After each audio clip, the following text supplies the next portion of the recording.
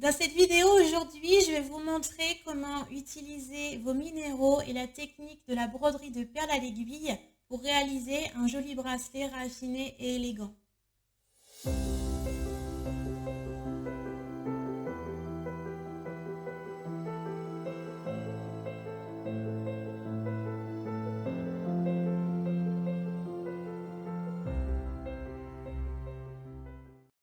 Bonjour, je suis Karine de votre magasin ésotérique à Fleur de Vie Cadeau. Mon objectif est de vous accompagner au quotidien vers votre bien-être. Cela passe par un magasin ésotérique où vous trouverez différents articles pour vos méditations ou pour vos différentes activités ésotériques. Ça passe également par des outils, des vidéos, des articles de blog dans lesquels je vous fais découvrir différentes facettes du monde de l'ésotérisme.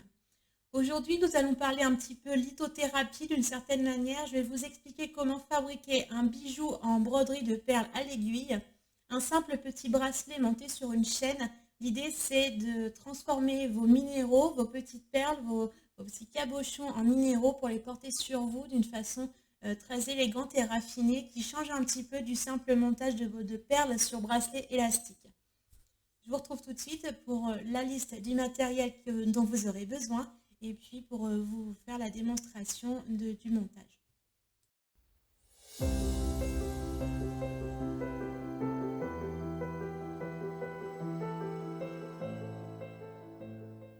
Pour ce tutoriel, donc, nous allons avoir besoin d'une liste de matériel que je vais vous communiquer là dans la description juste en dessous. Je vous les présente quand même en vidéo. Donc on va partir d'un cabochon. Ici c'est un cabochon en olite turquoise. Alors moi j'ai utilisé un cabochon parce que l'intérêt c'est que le fond est complètement plat, donc il va parfaitement adhérer au tissu. Mais vous pouvez également utiliser des petites perles plates ou des petits galets. Du moment que vous avez un côté le plus plat possible, vous pourrez le coller sur le tissu.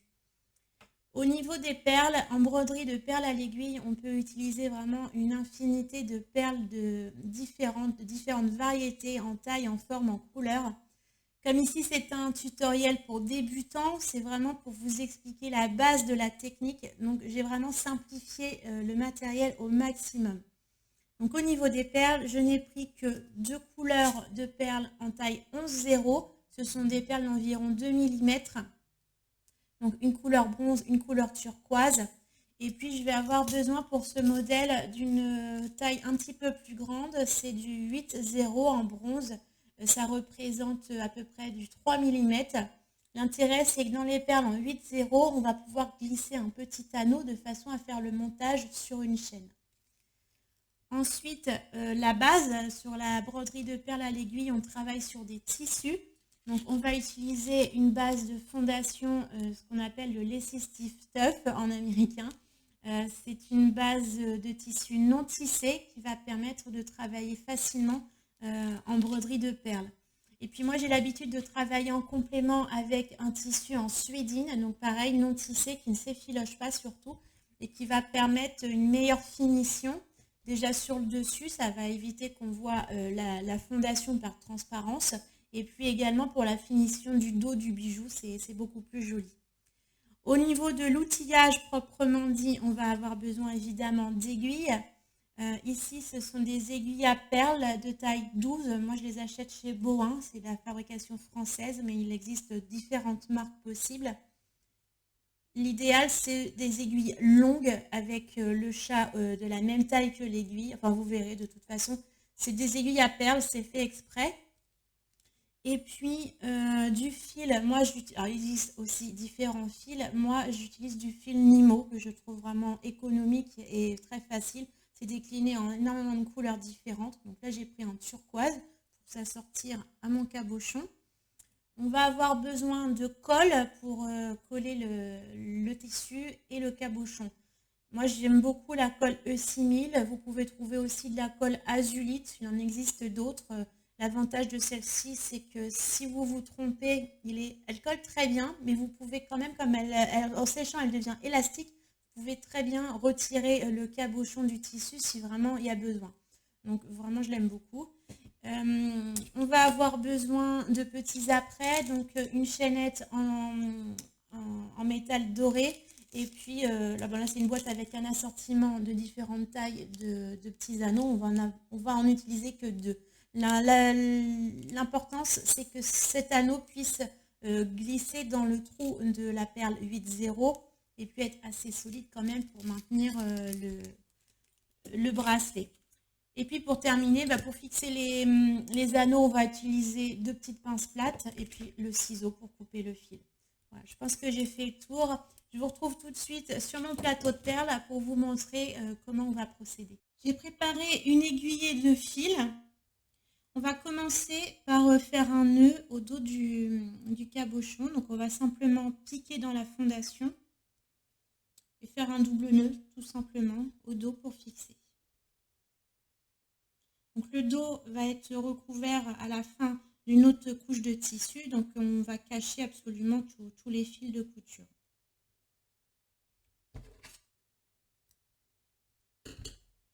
Voilà. Donc on va commencer par piquer, que vous voyez bien, au tout bord du cabochon.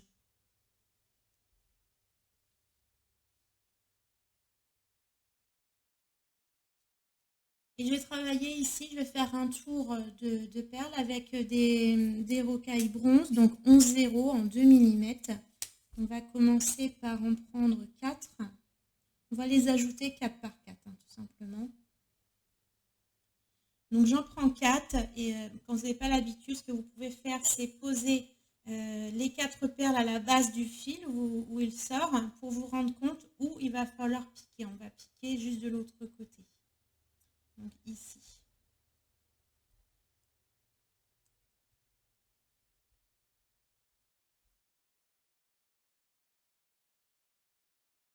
Donc, il vaut mieux piquer un petit peu plus loin que trop court. Si vous piquez trop près, vos perles vont rebiquer et ce sera trop serré, ce ne sera pas joli.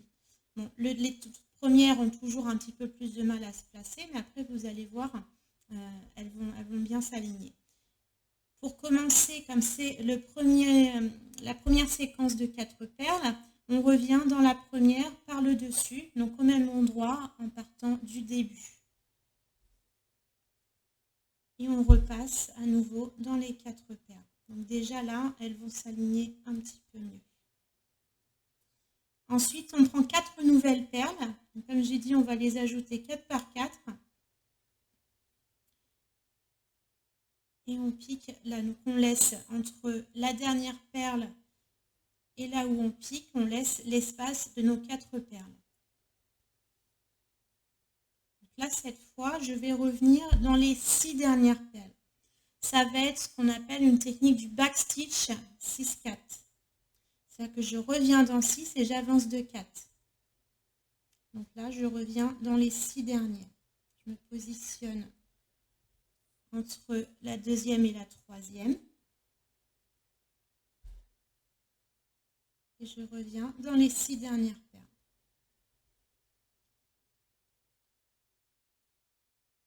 Et ainsi de suite. On va en ajouter 4 et revenir dans 6.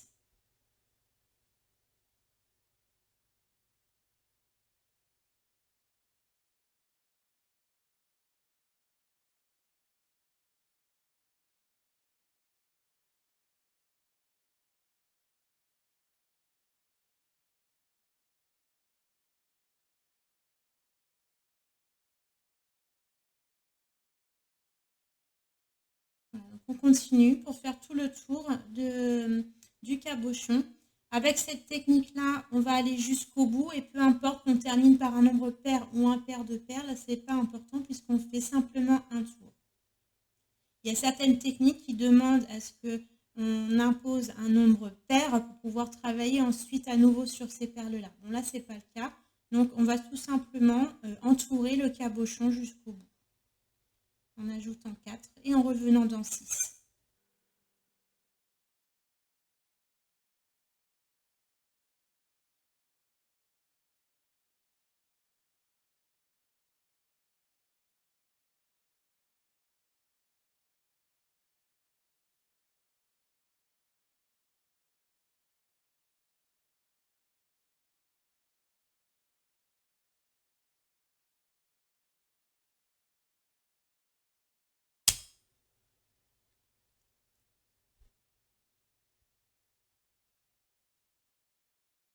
Alors, il y a toujours des nœuds qui arrivent à se former à un moment ou à un autre. Ça,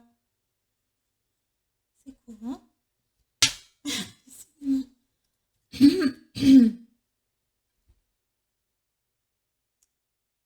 Ça arrive souvent quand le fil est un petit peu effiloché au bout.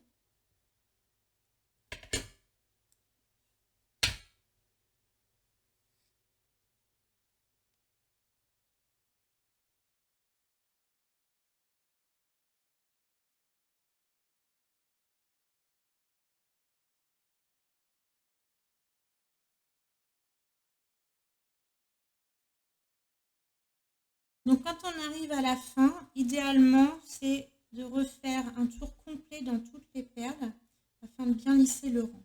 C'est pas obligé, mais ça peut renforcer le lissage.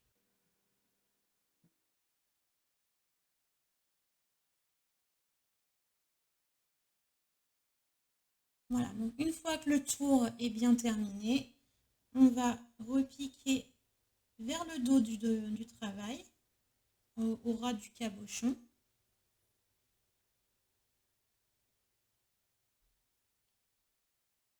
Donc quand on fait une broderie travaillée, on peut continuer les rangs autour, on peut ajouter des perles, on peut faire quelque chose de vraiment très élaboré. Là, on va vraiment faire au plus simple. Donc on va simplement couper le tissu au ras du rang de perles et puis on va faire la fermeture des bords. Donc on coupe, surtout pas en dessous des perles, c'est vraiment...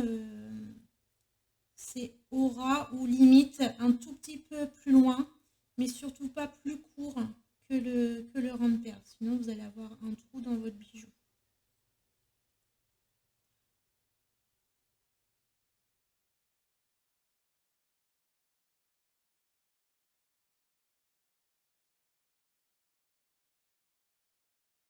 Donc attention à ne pas couper le fil qui est en dessous. Moi, ce que je fais en principe, c'est que je le tiens avec l'autre main et je tends au fur et à mesure pour être sûr qu'il ne se retrouve pas sous mon ciseau. Parce que couper le fil à ce stade, ce serait bien embêtant. Il faudrait tout recommencer. On a vraiment besoin de notre fil pour continuer. Voilà. Donc si jamais vous voyez qu'il y a encore besoin de couper un petit peu parce qu'il y a un bout plus grand que l'autre, n'hésitez pas à repasser un petit coup. Dans l'ensemble, là, c'est pas mal. Vous voyez, il peut rester un petit peu autour. Il ne faut pas couper en dessous du rang surtout. Donc maintenant, on va venir coller la finition en suédine sur le dos. Donc maintenant que mon tissu est coupé, je vais pouvoir rebasculer mon fil. Pardon, je ne me centre pas sur la caméra. On va rebasculer le fil de l'autre côté en piquant un petit peu plus loin, toujours au ras du cabochon. Et là, on va pouvoir venir coller sur cette surface notre tissu en suédine. Donc, je vais en couper un autre morceau. Donc faites attention, c'est subtil, mais la suédine a un sens. Donc il faudra garder le côté le plus velouté du tissu. C'est cette partie-là qui est visible. L'autre partie est beaucoup moins duveteuse et c'est celle-ci qu'on va coller. Donc là, c'est pareil, pas utile de mettre énormément de colle parce que là, les tissus vont être cousus ensemble. C'est vraiment pour maintenir le temps du travail.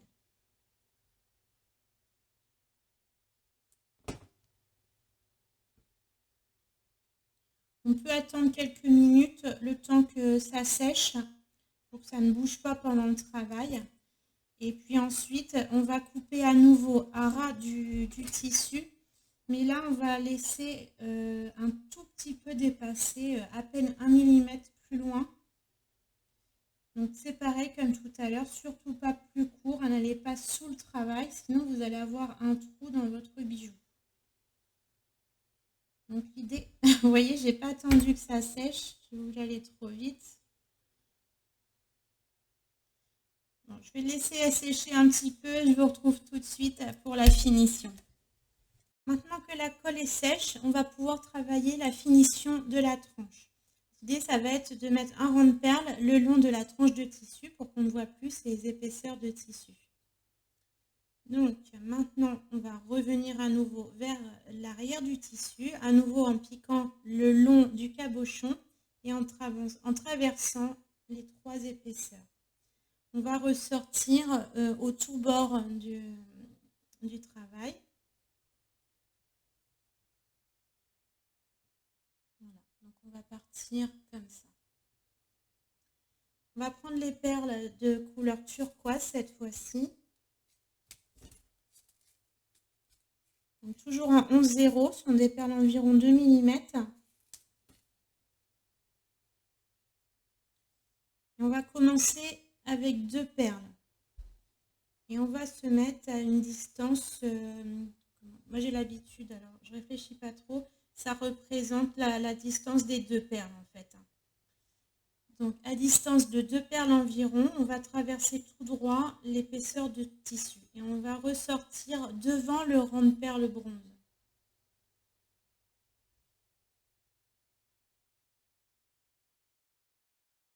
Donc là, au commencement, les 2 perles turquoises vont être au dos du tissu.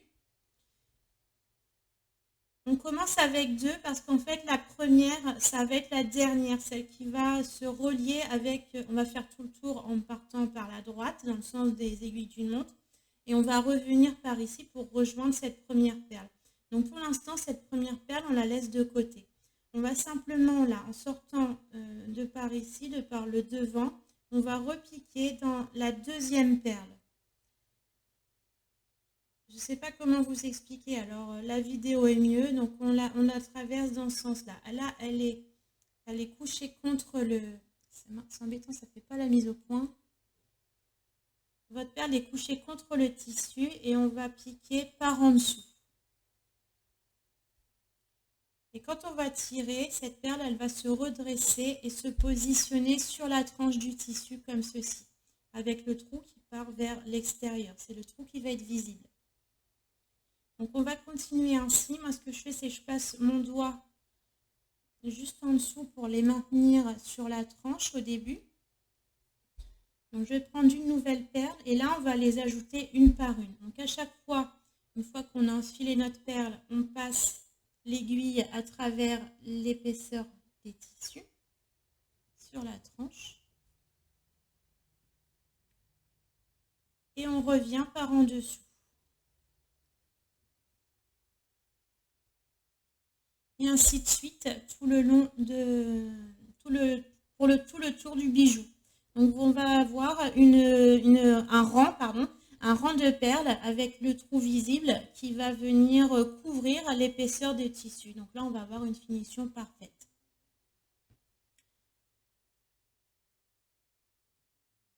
Donc, toujours par en dessous, on pique vers le dessus et on revient piquer la perle par son dessous.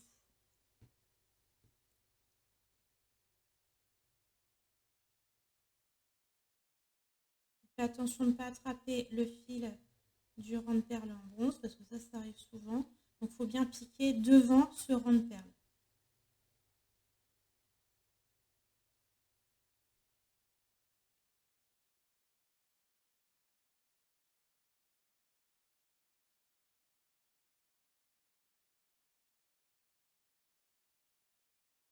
Et là, au fur et à mesure qu'on avance, on n'a plus besoin de maintenir le rang, il se dresse tout seul sur la tranche de tissu.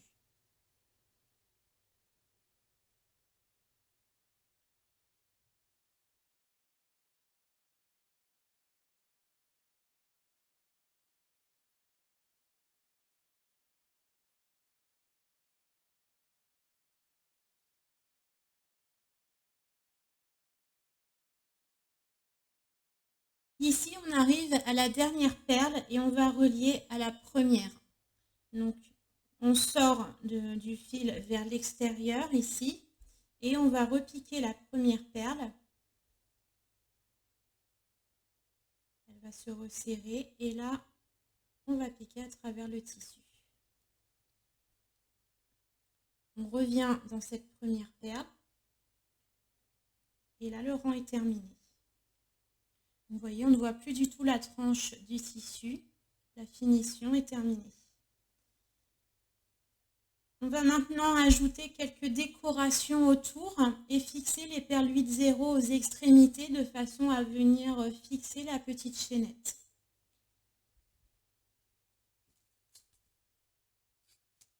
Je range mes perles 11 et on va sortir. J'en ai besoin que de 2. Et puis évidemment les perles de déco, là je vais reprendre du 11. Donc on va maintenant ajouter quelques perles décoratives autour du cabochon, autour de la tranche. Et puis on va fixer les perles en 8-0, pardon, ce sont les perles de 3 mm qui vont venir ici en extrémité pour recevoir les petits anneaux brisés. Donc en premier lieu, on va repérer où est-ce qu'on va mettre ces grosses perles. Et en fonction de ça, on va pouvoir répartir les plus petites. Donc celle-ci, je sais qu'elle va devoir se fixer entre ces deux perles-là. En fait, on va naviguer comme ça, en serpent, entre les perles. Donc il faut que, pour que ça tombe juste, ici je sais que je vais avoir la 8. Je vais ressortir de là, revenir là. Donc là, j'ai un décalage d'une perle. Donc ce que je vais faire, c'est que je vais revenir dans une perle ici. Je vais piquer au travers et je vais revenir dans la même. Comme ça, je me trouve bien sur le nombre pair désiré pour venir mettre mes perles 8 aux extrémités. Donc maintenant que je sais que je suis bien partie, je peux mettre une perle 11 là ici. Donc mon fil sort de là et je rentre dans la perle d'à côté.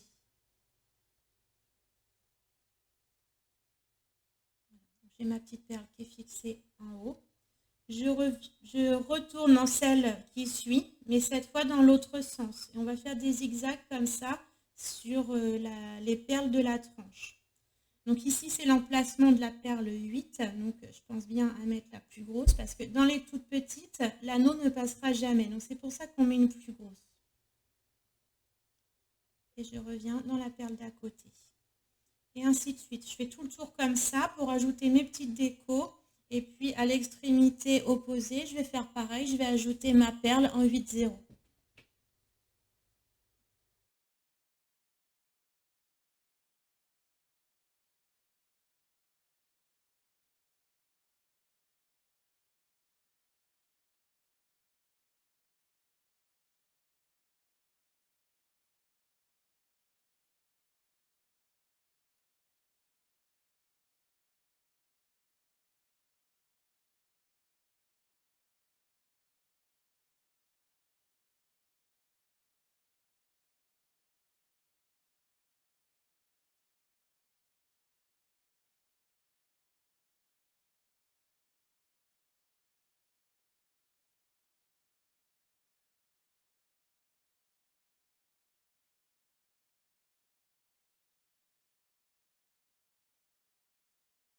Donc, une fois qu'on a terminé, il va s'agir de rentrer le fil. Donc, je vais ajouter encore quelques zigzags. Et en ressortant d'une perle, je vais venir passer mon aiguille sous le fil qui passe entre deux perles turquoises. Ici, je passe en dessous. Et dans la boucle, je vais faire un double nœud de couturière. Le petit nœud qui dépasse, je vais le re-rentrer dans la perle qui suit. Donc, en tirant délicatement, il rentre, on ne le voit plus.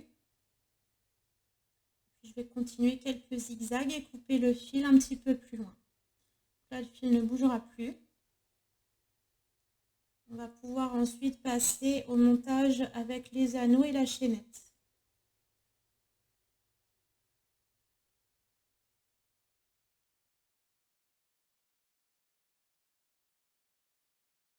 Là, je vais pouvoir couper mon fil. On coupe tout simplement un ras, le fil qui dépasse. Hop. Voilà, donc là, le cabochon est serti. On va simplement ajouter les petits anneaux. On va maintenant pouvoir assembler le fermoir sur les petites perles. Donc l'idée, c'est simplement votre chaînette. On va prendre les anneaux brisés. Essayez de l'ouvrir, voilà. Et on va pouvoir glisser l'anneau directement dans la perle 8-0. On referme délicatement avec les deux pinces. On va faire pareil de l'autre côté. Alors, la chaînette, soit vous la montez vous-même en achetant séparément la chaînette, les anneaux, le fermoir, ou alors vous pouvez trouver tout simplement des chaînettes déjà toutes faites où il ne reste plus qu'à monter l'élément central. Mais la chaînette, le fermoir et la chaînette de rallonge, tout est déjà monté. C'est beaucoup plus simple. Donc après, c'est à vous de voir selon votre préférence. Ou éventuellement, si vous avez déjà du stock dans vos affaires, ça peut le faire aussi. Voilà, donc là, la petite gourmette est terminée. Donc c'est une façon un peu plus raffinée de porter vos bijoux en bracelet plutôt que faire des enfilages tout simplement.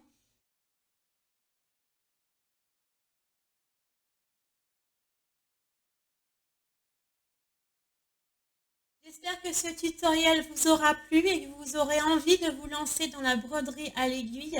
Si vous avez des questions, si vous avez du mal à trouver le matériel, si vous n'avez pas bien compris le tutoriel, si vous avez besoin de quoi que ce soit, surtout n'hésitez pas à poster vos commentaires, j'y réponds et je vous viens en aide avec plaisir. N'oubliez pas de vous abonner à la chaîne avant de partir afin de recevoir les prochaines vidéos dans votre flux d'actualité. Et puis laissez un j'aime sur la vidéo si elle vous a plu, ça m'encourage à continuer et à rechercher des nouveaux sujets à vous proposer dans le domaine de l'ésotérisme. À bientôt!